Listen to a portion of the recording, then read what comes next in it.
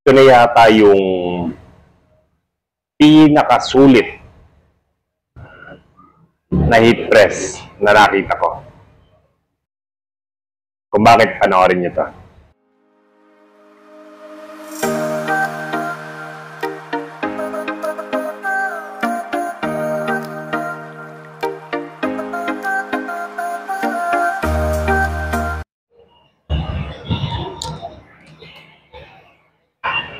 Okay, open tayo ng box.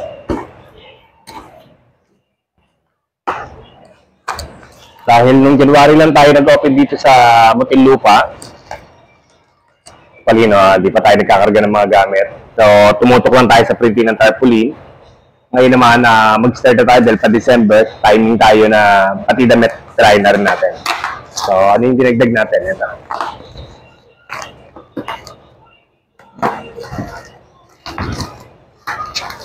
So, isang natutunan ko, kada mag-open ng bagong shop, dapat tatay-tatay lang. Tingnan muna kung ano yung pangangailangan ng shop, tsaka ka nalang magkarga ng gamit. Para hindi ka nababaon sa utang.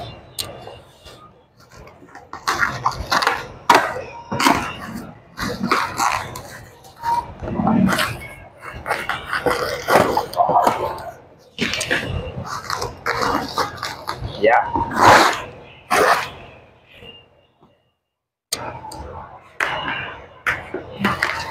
Okay.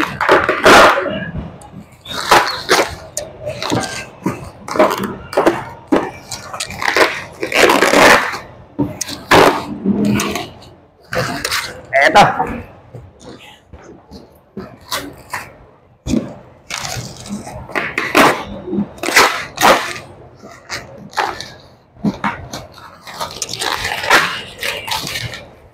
Hindi nagsak-bagsak. Ang daming mga tama.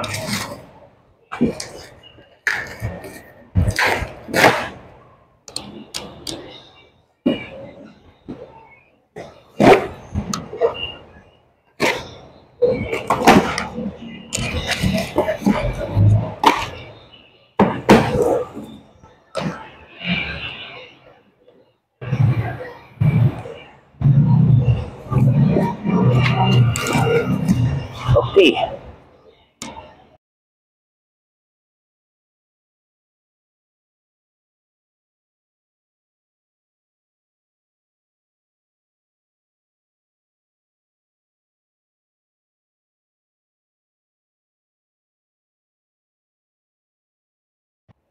So, eto. Panalo ka rito kasi natutis po pala siya. Napakangas. Murang-mura na po ito. Ang ganda. Yan, tatak niya sapphire. So, hindi ko pa rin naman proven kung talagang maganda itong ano nito. Pero kabilaan, no? Sakto-sakto na po ito. Hindi ganun kalaki yung tatak. Yung pang ano niya. Pero sa A4, sa ano, pwede na po ito. So, karaniwan sa mga damit, saktuhan na ito. Ayan. Pag malaki pa, mga A3 na itatatakan mo, hindi na taga-obra to. Pero yung karaniwan tatakan po, ubrang-ubra na po ito. Kasi presyo na ito, panalo-panalo ka na rito. Ayun, magdi-December, timing ito. Panalo na po itong ganito. Heat press. So, ito, no? I-unbox natin itong heat press na to. Bagong bili natin itong heat press na to. At talagang tontuwa ako rito kasi kung tutusin talagang ito kasing heat press ang numero 1 na kailangan ng mga bagong papasok sa pagtatatak lalo na sa digital printing, no? Ng t-shirt, ha? Bakit? Ba't ko nasabing itong heat press ang kailangan ninyo? Ang heat press kasi sa halagang katulad nito, itong nabili ko nito, ang halaga lang nito is 9,000, wala pang 9,000 to pero kasama shipping, inabot siya ng halos kulang-kulang 9,400. Kung tutusin, yung printer itself is nasa 8,800 lang kung di ako nagkakamali. Ganun na. So, 8,800, yung sabihin, kasama na yung shipping, inabot siya ng halos 9,400. Pero tignan nyo naman ang laman niya. Heat press, hindi po siya kalakihan. Okay, pero sapat na siya para sa mga t-shirt. Tapos, meron din po siyang kasamang mag press. Meron na rin po siyang pang cup press. Meron na rin siyang pang plate press. At meron pa po siyang extra na heating pad nitong mag-press kung sakali. Ang heating pad po na ganito is nasa 1,000 din po ito kapag bibili kayo ng halimbawa nasiraan kayo. So, at ang mag-press, pag binili nyo ng mag-press itself lang, no? Yung mag-press lang ang binili nyo, karaniwan niya mga nasa 2,500. Okay, siyempre, ang heat press ng mga ganito, sabihin natin na pinakamura, mga 7,000, 8,000, mga ganon. Ang kagandahan dito, itong heat press na to, no? Ano siya? Yung... Ayan, hindi ano siya, kaya madali po siyang ipwesto. Ngayon yung tibay, yan ang hindi ko pa kayang sagutin kasi ngayon lang po ako gagamit ng ganito. Pero pag tinignan niyo po yung mga nabili niyo sa ganong halaga po, para sa akin po, hindi ko pa man siya nagagamit talaga, parang napakasulit na po para sa akin. Ayun, bigyan natin ng follow-up review kapag nagamit na natin ang todo. So, sa ngayon, ang kailangan ko maipakita ko lang sa inyo, ito yung pag-open and makita nyo yung ano yung mga laman nitong ito. Ito, nakuha ko lang ito sa Lazada. Murang-mura po. Ang tatak niya is sapphire.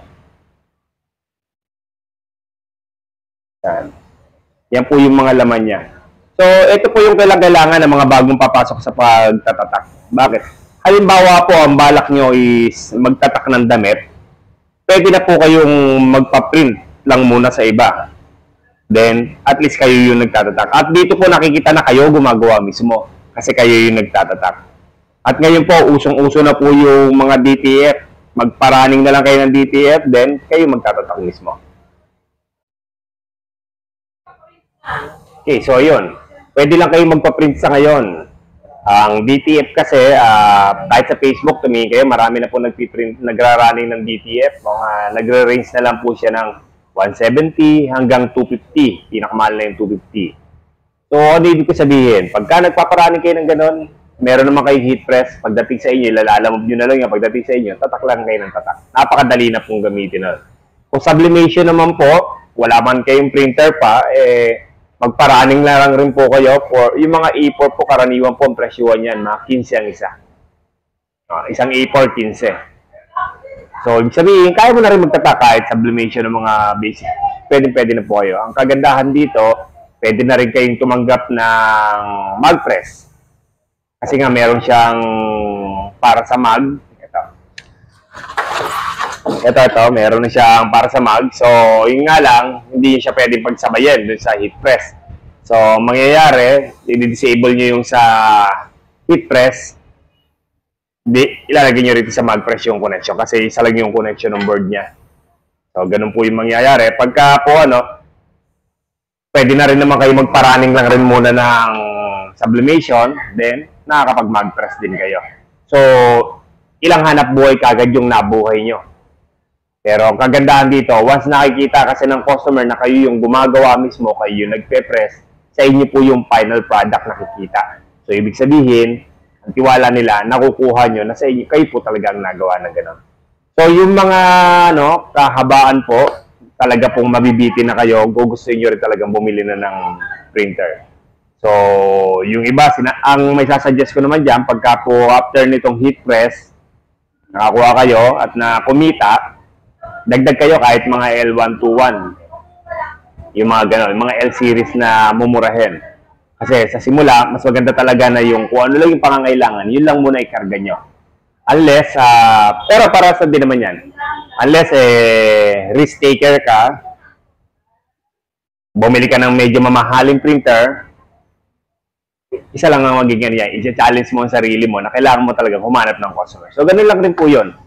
Kung ayaw mo naman, gusto mo is little by little, pero smooth, doon ka sa mumurahing printer, habang nag-gain ka ng customer, habang dumadami siya, habang kumikita, yung kita na po, yun na lang yung paikutin nyo. So, yun lang po muna.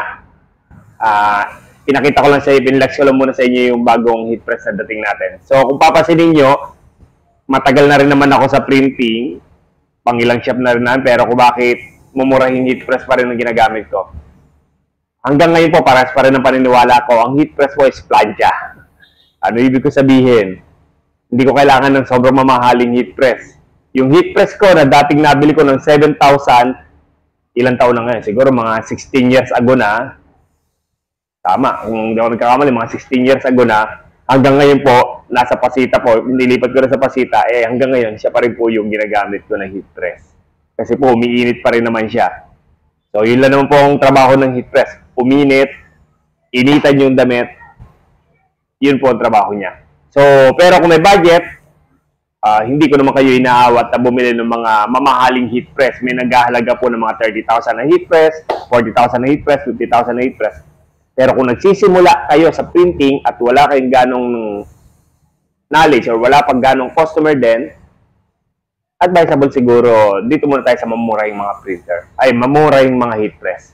At kahit ako po, sa mamurahing heat press lang po ako kasi katirang ko nga, parehas lang rin naman siyang nainit. So, yun lang po sa susunod na kwentuhan. Kung hindi ka pa nakasubscribe, subscribe ka na rin para at least masubaybayan mo kung ano yung mga susunod natin. Ngayon, kung may mga gusto kayong pag-usapan, ipaki-comment na lang po din. Sa abot lang po ng akin nalalaman, pipilitin ko po sagutin yung mga katanungan ninyo. Okay, bago ko makalimutan nga pala, congrats nga pala kay Monroy. Okay, Sir Walter. Bagong bili niya ng Workforce 57 ata yung bago niyang nabili. No? At welcome sa club at sana ma-enjoy mo po yung paggamit ng inyong Workforce. Advice ko lang lagi sa mga gumagamit ng Workforce, hindi ko po pinapayo kung anong ink. Ang pinapayo ko lang po lagi, siguraduhin hindi mauubusan ng ink. Kasi pag naubusan ng ink, kahit gaano kaganda ink na ginagamit nyo, sigurado po magkaklag po yan. Siguraduhin may kargado ng ink, siguraduhin po na bago yung ink. Kapag medyo na-stuck po ang ink, huwag na yung panghinayangan. Itapon nyo na po, palitan nyo na ng bago. Yun lang po. Magandang araw po.